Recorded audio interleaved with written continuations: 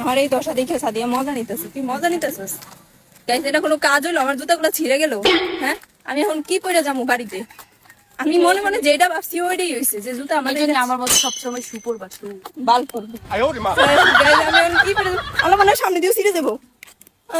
আমার জুতা শেষ। আমি এখন বাসায় কি পরে যাবো? দৌড়াইতে আমি এখন কি পরে বাসায় যাবো? রিবারটির জুতা আমার পায়ে খাটে না, কারণ আমার পা বড়, হেগের পাও বড়, হেগের পা ছোট। তোলে কি আমি কথা কইতে পারি? কথাই বুঝলা যায় বাইরে কি ছিল। ভাই, আমার সামনে সব পোলারে বড়, আর আমার জুতাটা ছিঁড়ে গেছে।